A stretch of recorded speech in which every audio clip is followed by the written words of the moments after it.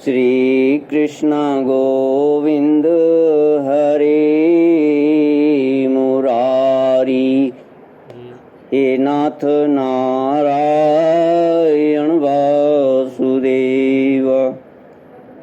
ओम नमो भगवते वासुदेवाय। ओम नमो भगवते वासुदेवाय। ओम नमो भगवते वासुदेवाय। सच्चिदानंद रूपाय विश्वोत्पत्त्यादि हेतवे तापत्रय विनाशाय श्री कृष्णाय वयं नमः। सच्चित आनंद स्वरूप परमात्मा जो सृष्टि के उत्पत्ति पालन और प्रलयकारी हैं तथा जीवों के आध्यात्मिक आदि दैविक आदि भौतिक तापों को नष्ट करने वाले हैं, अर्थात उनके मानसिक शारीरिक और भौतिक दुखों को दूर करने वाले हैं, उन श्री कृष्ण भगवान को हम नमस्कार करते हैं। श्री कृष्ण गोविंद हरे मुरारी, हे नाथ नारायण वासुदेव। श्रीमद्भागवत द्वादश स्कंद अथ द्वादशोऽध्यायः। सूत उवाच नमो धर्माय महते नमः कृष्णाय वेदसे ब्राह्मणेभ्यो नमस्कृत्य धर्मान् वक्षे सनातनान्। एतद्वकथितं विप्रा विष्णोश्चरितमद्भुतं भवद्भिः यदहं पृष्टो नराणां पुरुषोच्चितम्। अत्र संकीर्तितः साक्षात् सर्वपापहरो हरिः नारायणो हृषिकेशो भगवान सात्वतां पतिः। श्रीमद्भागवत की संक्षिप्त विषय सूची। सूजी कहते हैं भगवत भक्ति रूप महान धर्म को नमस्कार है, विश्व विधाता भगवान श्री कृष्ण को नमस्कार है। अब मैं ब्राह्मणों को नमस्कार करके श्रीमद् भागवत उक्त सनातन धर्मों का संक्षिप्त विवरण सुनाता हूँ। शौनक आदि ऋषियों, आप लोगों ने मुझसे जो प्रश्न किया था उसके अनुसार मैंने भगवान विष्णु का यह अद्भुत चरित्र सुनाया। यह सभी मनुष्यों के श्रवण करने योग्य है। इस श्रीमद् भागवत पुराण में सर्व पाप अपहारी स्वयं भगवान श्री हरि का ही संकीर्तन हुआ है। वही सबके हृदय में विराजमान, सबकी इंद्रियों के स्वामी और प्रेमी भक्तों की जीवन धन है। इस श्रीमद् भागवत पुराण में परम रहस्यमय अत्यंत गोपनीय ब्रह्म तत्व का वर्णन हुआ है। उस ब्रह्म में ही इस जगत की उत्पत्ति, स्थिति और प्रलय की प्रतीति होती है। इस पुराण में उसी परम तत्व का अनुभवात्मक ज्ञान और उसकी प्राप्ति के साधनों का स्पष्ट निर्देश है। शौनक जी, इस पुराण के प्रथम स्कंद में भक्ति योग का भली भांति निरूपण हुआ है और साथ ही भक्ति योग में उत्पन्न एवं उसको स्थिर करने वाले वैराग्य का भी वर्णन किया गया है। परीक्षित की कथा और व्यास नारद संवाद के प्रसंग से नारद चरित्र भी कहा गया है।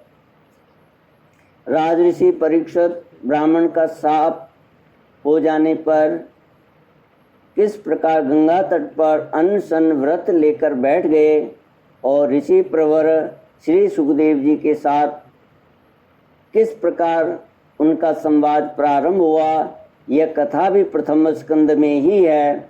योग धारणा के द्वारा शरीर त्याग की विधि, ब्रह्मा और नारद का संवाद, अवतारों की संक्षिप्त चर्चा तथा महत्त्व आदि के क्रम से प्राकृतिक सृष्टि की उत्पत्ति आदि विषयों का वर्णन द्वितीय स्कंद में हुआ। तीसरे स्कंद में पहले पहल विदुर जी और उद्धव जी के, तदनंतर विदुर तथा मैत्रेय जी के समागम और संवाद का प्रसंग है। इसके पश्चात पुराण सहित पुराण संहिता के विषय में प्रश्न है और फिर प्रलय काल में परमात्मा किस प्रकार स्थित रहते हैं उसका निरूपण है। गुणों के क्षोभ से प्राकृतिक सृष्टि और महतत्व आदि 7 प्रकृति विकृतियों के द्वारा कार्य सृष्टि का वर्णन है। इसके बाद ब्रह्मांड की उत्पत्ति और उसमें विराट पुरुष की स्थिति का स्वरूप समझाया गया है।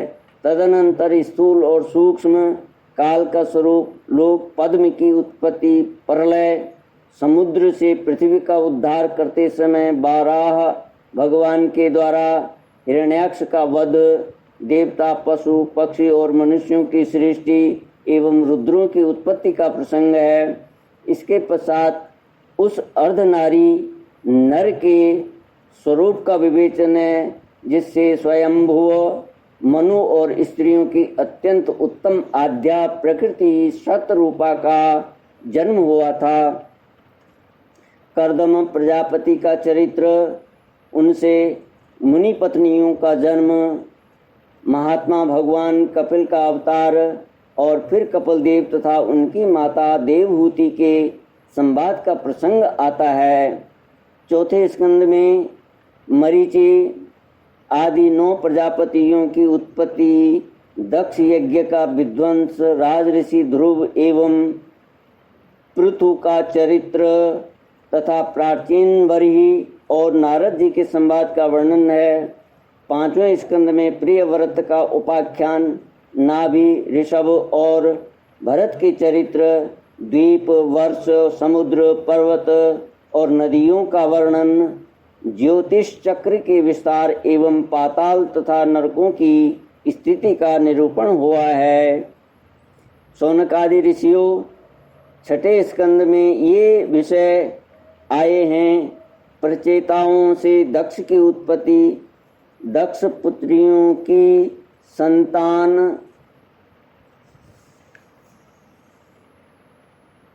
देवता, असुर, मनुष्य, पशु, पर्वत और पक्षियों का जन्म, कर्म, वृत्रासुर की उत्पत्ति और उसकी परम गति। अब 7वें स्कंद के विषय में बतलाते हैं।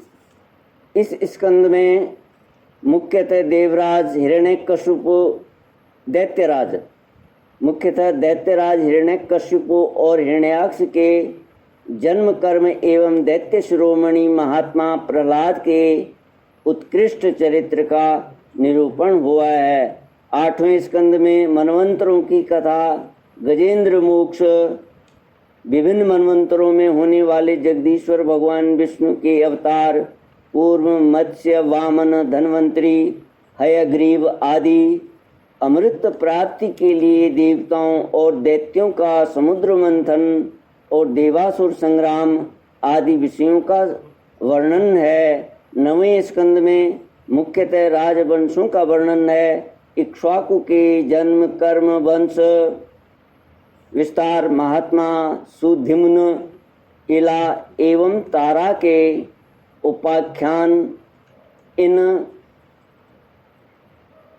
सबका वर्णन किया गया है। सूर्यवंश का वृतांत, शशाद और नृग आदि राजाओं का वर्णन, सुकन्या का चरित्र, सरयाति, खटवांग, मानधाता, शौभरी, सगर, बुद्धिमान, ककुत्स्थ और कौशलेंद्र भगवान राम के सर्व पापारी चरित्र का वर्णन भी इसी स्कंद में है। तदनंतर निमिका, देह त्याग और जनकों की उत्पत्ति का वर्णन है। भृगुवंश शिरोमणि परशुराम जी का क्षत्रिय संहार, चंद्रवंशी नरपति पुररवा, ययाति, नहुषु, दुष्यंत नंदन भरत, शंतनु और उनके पुत्र भीष्म आदि की संक्षिप्त कथाएं भी 9वें स्कंद में ही हैं।